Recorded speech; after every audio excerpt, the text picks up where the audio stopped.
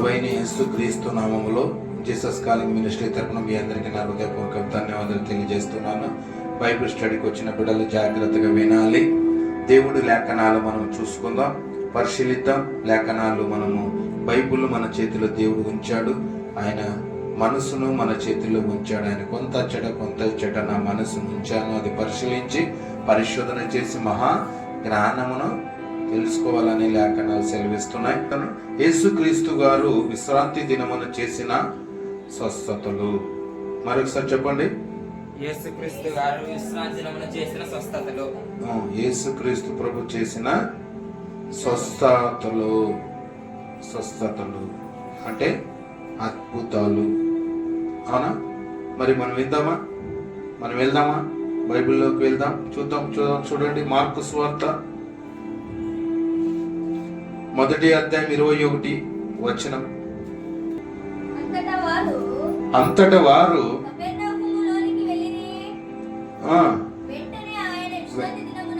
వెంటనే ఆయన విశ్రాంతి దినమున సమాజ మందిరములోనికి పోయి బోధించెను. హల్లెలూయా. ఎక్కడికి వెళ్ళారంట? ఎవరు బోధించారు అక్కడ? యేసుక్రీస్తు ప్రభు. సమాజం అంటే ఏంటి? దేవుని మందిరం. మరొకసారి చదువుమా. అంతట వారు కపెర్నహూములోనికి వెళ్ళేది. ఊరు ఏమంట?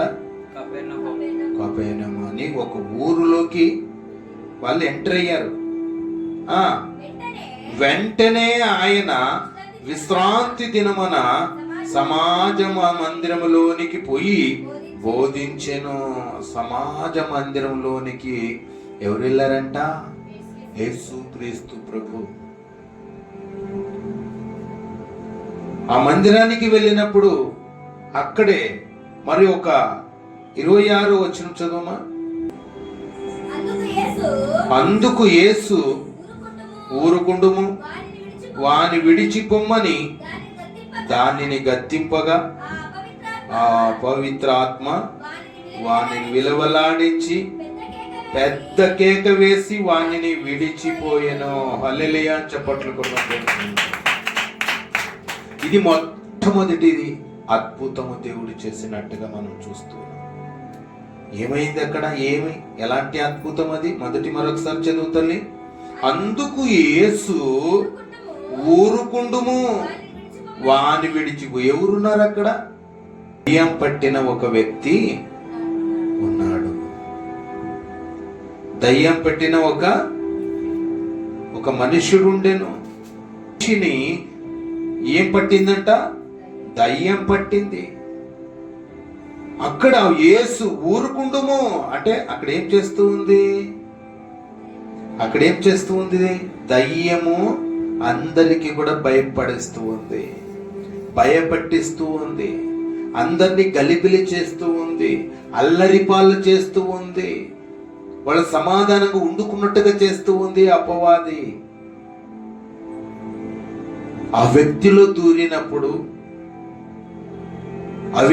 దూరినప్పుడు గలిబిలి చేస్తూ, అక్కడ అల్లరిపాలు చేస్తూ, అక్కడ దేవునికి మహిమకరంగా లేక, దేవుని ఉద్దేశము లేక ఏం చేస్తుందంట? అక్కడ ఏమంటున్నాడు? 26వ వచనం. ఊరుకుండుము. అందుకు యేసు ఊరుకుండుము, వానిని విడిచి పొమ్మని దానిని గద్దింపగా ఆ అపవిత్రాత్మ వానిని విలవిలలాడించి పెద్ద కేక వేసి వాని విడిచిపోయెను. హల్లెలూయా. యేసుక్రీస్తు ప్రభు వాన్ని విడిచిపెట్టి వెళ్ళిపో అన్నాడు. ఏం చేసింది అది? ఇంకా ఉంటుందా? ఆయన మాటల్లో స్వస్థతలు. యేసుక్రీస్తు ప్రభు మాటల్లో స్వస్థతలు, అద్భుతములు జరుగుతాయి. చూసావా? వెళ్ళిపో అని వెంటనే పెద్ద కేక వేసిందట. ఏమేసింది? పెద్ద కేక వేసి ఏం చేసిందమ్మా? పెద్ద కేక వేసి వాన్ని విలవిలలాడించి విడిచిపోయాను. ఇది మొట్టమొదటి అద్భుతం. ఎక్కడ జరిగింది ఈ అద్భుతం? ఎక్కడ చెప్పింది? ఏ గ్రామంలో జరిగింది? కపెర్నహూము. కపెర్నహూములో ఒక ఊరిలో అద్భుతము జరిగింది. అక్కడ ఒక అపవిత్ర పట్టిన ఒక మనుషుడు ఉన్నాడు. వాని అద్భుతమును చేశాడు. అది వెళ్ళిపోని వెంటనే వెళ్ళగొట్టిన మొట్టమొదటి అద్భుతము. రెండో అద్భుతమును చూద్దాం. ఎవరి ద్వారా అక్కడ ఎవరికి స్వస్థత కలగ చేశాడో మరొక మాట చూద్దాం. అలాగే చూడండి, మార్కు సువార్త 1వ అధ్యాయం 29వ వచనం. వెంటనే వారు సమాజ మందిరములో నుండి వెళ్ళి యాకోబుతోను యోహానుతోను సీమోను ఆంద్రయ అను వారి ఇంట ప్రవేశించిరి. ఎవరున్నారు ఇక్కడ? వెంటనే అక్కడ ఏమైపోయింది? అక్కడ అద్భుతము చేసినప్పుడు, దయ్యాన్ని వెళ్ళిగొట్టినప్పుడు వెంటనే అంట మరి ఇక్కడికి వచ్చేసారు. ఎక్కడికి వచ్చారు? మరి ఇంటికి యాకోబు, యోహాను, సీమోను, ఆంద్రయ అను వారి ఇంటికి ప్రవేశించాడు. ఎందుకు ప్రవేశించాడు? మనం లోతుకు వెళ్దాం. సీమోను అత్త జ్వరముతో పడి ఉండగా వెంటనే వారిని గూర్చి ఆమెను గూర్చి ఆయనతో చెప్పిరి. హల్లెలూయా. ఎవరితో చెప్పారు? ఎంతమంది? వాళ్ళంతా కూడా దేవునితో, బోధకునితో చెప్తున్నారు, ఆ దైవ సేవకునితో చెప్తున్నారు, మన యేసుక్రీస్తు ప్రభుతో చెప్తూ ఉన్నారు. ఆమెకి ఏమొచ్చింది? జ్వరం వచ్చింది. జ్వరం వచ్చింది. అక్కడికి వెంటనే వెళ్ళి చదువునా ఆమె దగ్గరికి వచ్చి చెయ్యి పట్టి ఆమెను లేవలెత్తెను. అంతటా జ్వరము ఆమెను వదిలేను గనక ఆమె మరలా వాళ్ళకి ఏం చేసింది? వచ్చిన వారికి ఉపచారం అంటే ఏం చేసింది? అక్కడ ఒక భోజనాలు పెట్టిండొచ్చు. అంతేనండి? అంతేనా? ఎస్ఆర్నో? జ్వరం వచ్చి పడిన అమ్మాయి యేసుక్రీస్తు ప్రభు వారి శిష్యులు చెప్పినప్పుడు వెంటనే వచ్చి ఆమెను చేయి పట్టుకుని లేపాడంటే అప్పటికి అంత ముందు ఏముంది? ఆమెకు జ్వరం ఉంది, నీరసంగా ఉంది, లేని స్థితిలో ఉంది, పనుకొని ఉంది. ఇవన్నీ కూడా అర్థాలు వస్తాయి కదండి. అందుకే ఆయన చెయ్యి పట్టుకొని లేపాడంటే ఆయన ఏమైపోయింది? జ్వరముతో పండుకొని ఉంది. శక్తి లేక, శక్తిహీనత లేక, బలము లేక జ్వరముతో పండుకొని ఉంది అనేది మనకు క్లారిటీ వస్తూ ఉందండి. వెంటనే ఆమె చెయ్యి పట్టుకొని లేపాడంట. లేపినప్పుడు ఏమైపోయిందప్ప? జ్వరము వదిలేను గనక మరలా ఏం చేసింది? వాళ్ళు వచ్చిన వాళ్ళకి ఉపచారము చేసినట్టుగా మనం చూస్తాం. ఇది రెండవ అద్భుతము. మరి మూడో అద్భుతం గురించి మనం విందాం. అక్కడే చూద్దాం. చూడండి, మార్కు సువార్త 3వ అధ్యాయము 1వ వచనం. సమాజ మందిరములో ఆయన మరలా ప్రవేశింపగా ఏమంట? మరలా ప్రవేశించాడంట.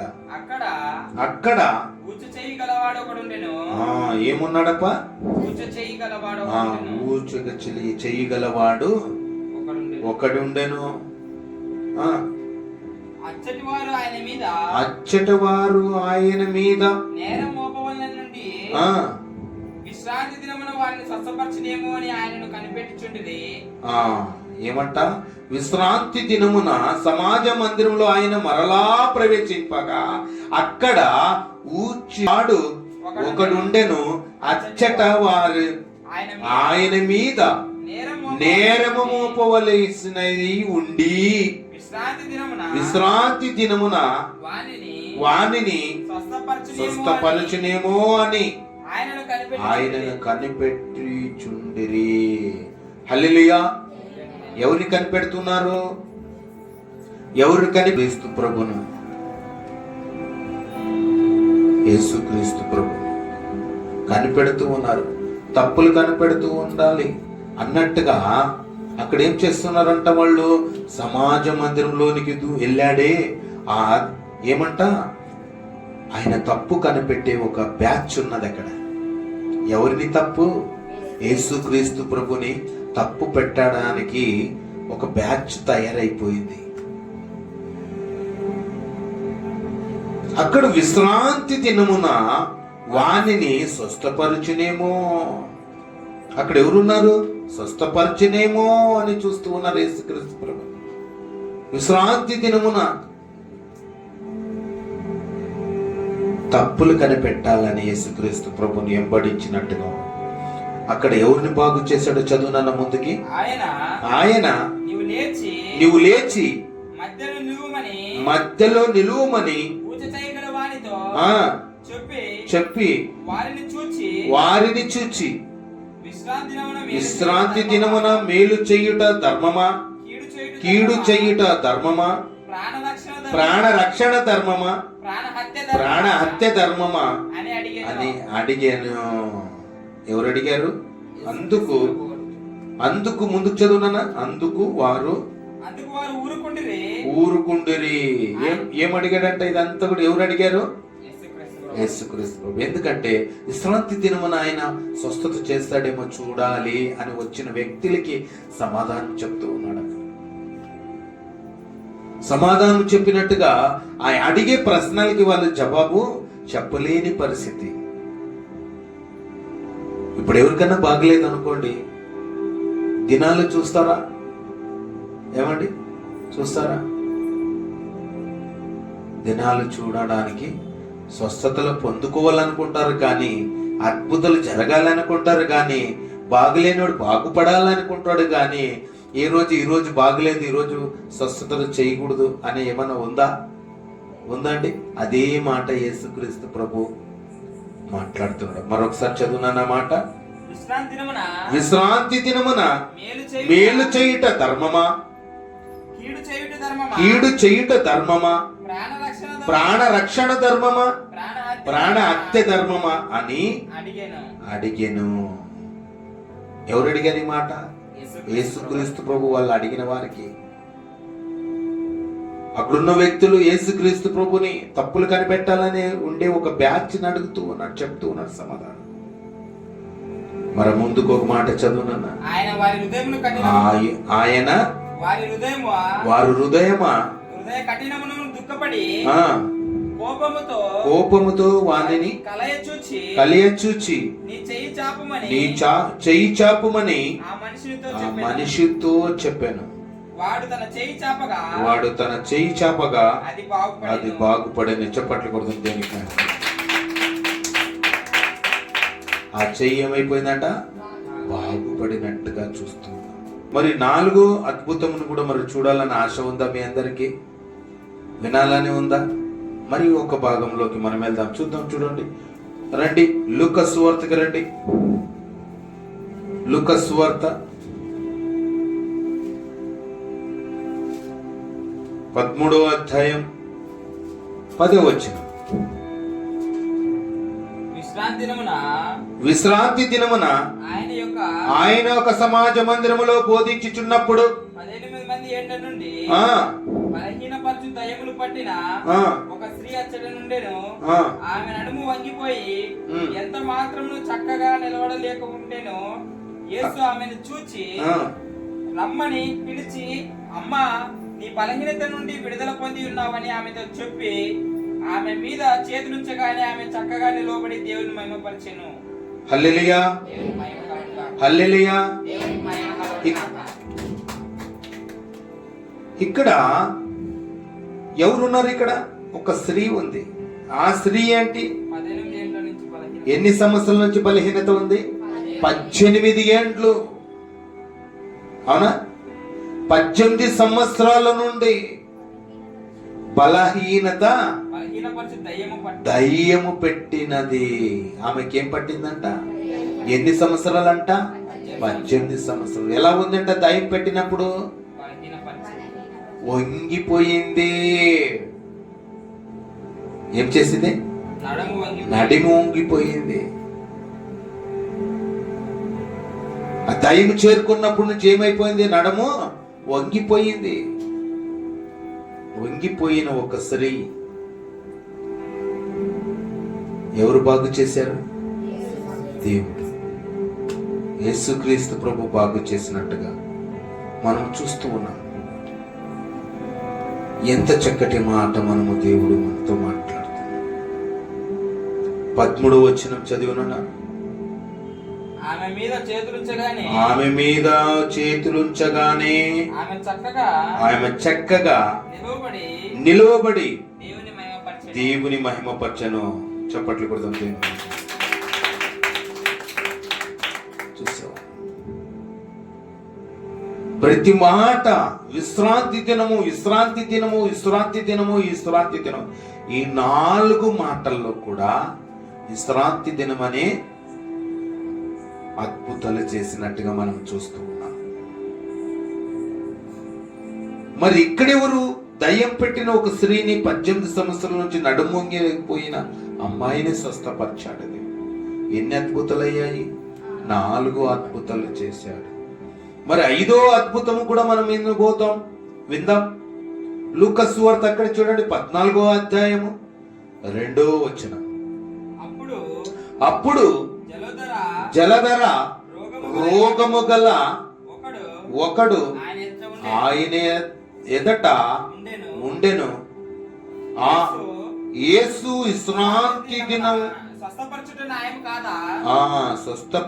న్యాయము కాదా అని ధర్మశాస్త్రోపదేశకులను పరిసయ్యులను అడగగా వారు కూరుకుండిరి.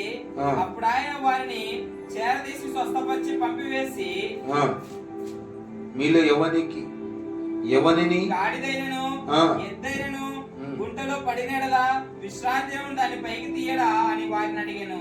హల్లెలూయా. అక్కడ ఎవరున్నారంట? ఎవరున్నారు అక్కడ? జలధర రోగం గల ఏమంట? జలధర రోగము గల ఒక్కడు ఆయన ఎదట ఉండెను. ఆయన ఎదట అంటే ఎవరు ఎదట? యేసు ఎదట ఉన్నాడు. మరి అక్కడ ఏం చేస్తూ విశ్రాంతి దినమును మళ్ళీ వాళ్ళు వస్తూ ఉన్నారు. వాళ్ళు చెక్ చేస్తూ ఉన్నారు. ఎలాంటి వారంట? వాళ్ళు ఎవరు నాయనా? వాళ్ళెవరు? ధర్మశాస్త్రములు ఉపదేశకులు, పరిసయ్యులు.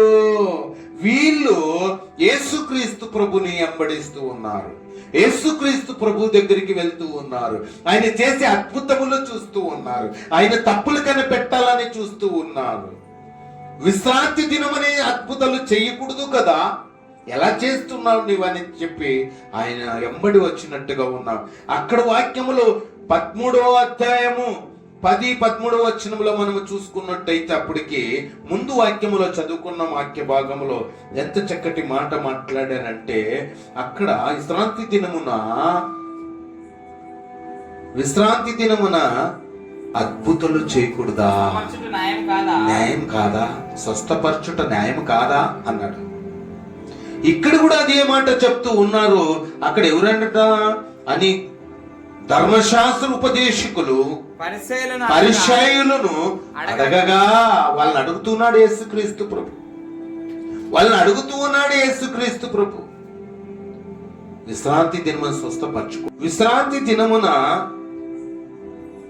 అక్కడ గాడిదైనను ఎద్దైనను గుంటలో పడిన ఎడల విశ్రాంతి దినమును దానిని పైకి తీయరా? ఆలోచిస్తూ ఉన్నారా? మీకెందుకు సందేహం? విశ్రాంతి దినమున గాడిదైనను ఎద్దైనను గుంతలో పడితే దాన్ని రక్షించలేరా? దాన్ని కాపాడలేరా? సమాధానం చెప్తూ వచ్చు. ఎంత ఉపదేశం, ఎంత చక్కగా వాళ్ళకి ఉపదేశిస్తూ ఉన్నాడు. ధర్మశాస్త్ర ఉపదేశకులకు సమాధానం చెప్తున్నారు. పరిసయ్యులకు అడిగిన ప్రశ్నలకు జవాబు చెప్తూ ఉన్నాడు. మరొక మాట చదువుకున్న భాగంలోనే 6వ వచనం చదువునన్నా. ఈ మాటలకు వారు ఉత్తరము చెప్పలేకపోయిరి. హల్లెలూయా. వారు ఉత్తరము సమాధానము చెప్పలేదంట, జవాబు చెప్పలేదు.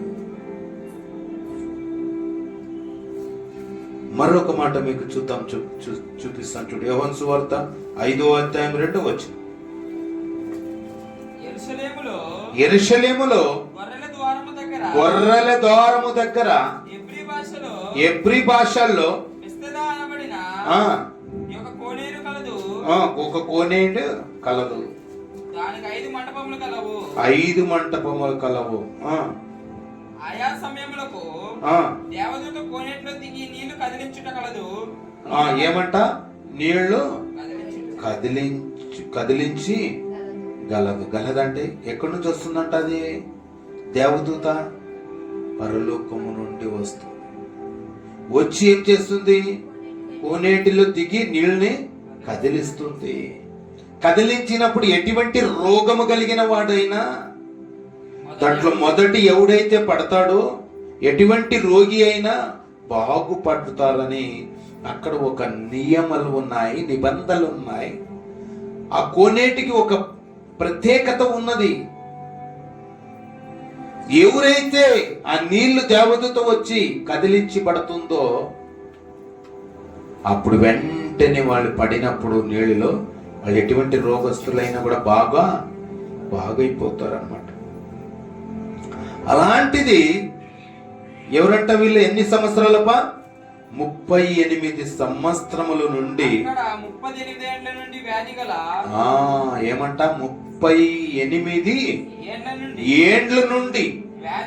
వ్యాధి గల ఒక మనుష్యుడు ఉండెను.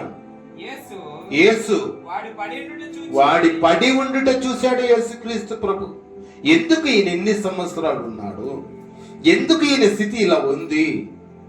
ఎందుకు ఈయన ఎన్నోసార్లు దేవతతో వచ్చి నీళ్లు కదిలించి, ఎందుకు ఈయన వెళ్ళి పడలేకపోయాడు? ఎందుకు అద్భుతములు పొందుకోలేకపోయాడు? ఎందుకు ఈయన లేవలేని స్థితిలో ఉన్నాడని యేసుక్రీస్తు ప్రభు ఆలోచిస్తూ వాడప్పటికి బహుకాలం అంటే ఎన్ని సంవత్సరాలు? 38 ఏండ్లు అయిపోయింది బహుకాలం అంటే. ఆ స్థితిలోనే ఉన్నాడని ఎరిగి నీవు స్వస్థపడుచున్నావా? నీవు స్వస్థత పడాలనేది ఉందా? అద్భుతమును పొందుకోవాలని ఉందా? నీవు బాగుపడాలని నీకు ఆలోచన ఉందా అని అడుగుతున్నాడు. ఎవరు అడుగుతున్నారు? యేసుక్రీస్తు ప్రభు. ఎవరిని అడుగుతున్నాడు? ఆ రోగిని. అయ్యా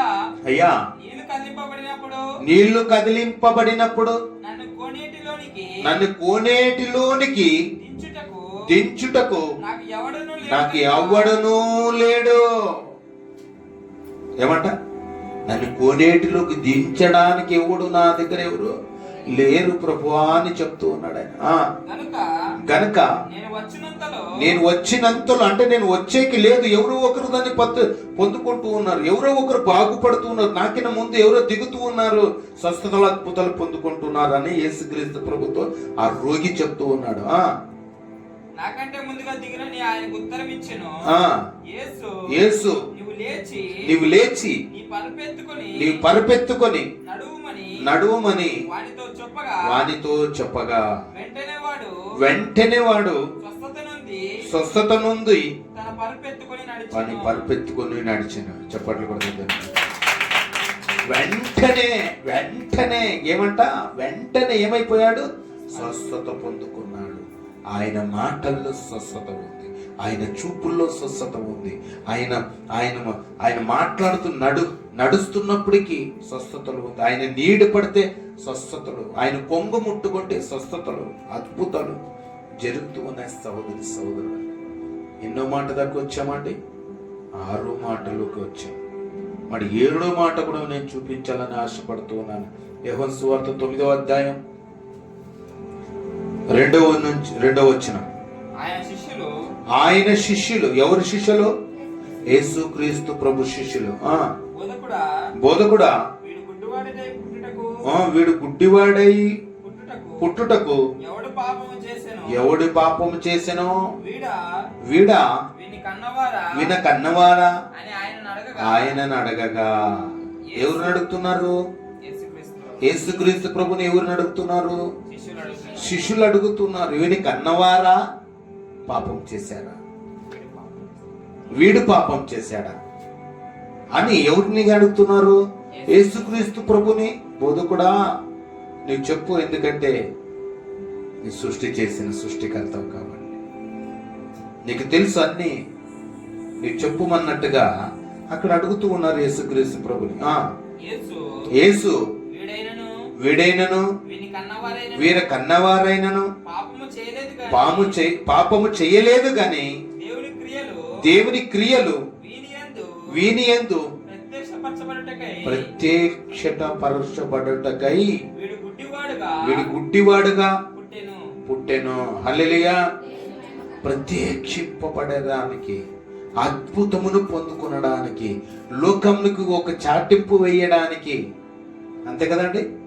అంతేనా? Yes or no? అందుకే గుడ్డివాడై ఉన్నాడయ్యా అని చెప్పి అక్కడ సమాధానం చెప్పినట్టుగా 16 వచనం నాయన. 16 ఈ మనుష్యుడు విశ్రాంతి దినమును ఆచరించటలేదు. ఎవరు? యేసుక్రీస్తు ప్రభుని. ఈ విశ్రాంతి దినమును ఆచరించడం లేదు. ఎవరు అడుగుతున్నారు అక్కడ? పరిసయ్యులు అడుగుతూ ఉన్నారు. దేవునితో నుండి వచ్చిన వాడు కాడనిది. దేవునితో నుండి వచ్చిన వాడు కాదీన, లోక రక్షకుడు కాదీన.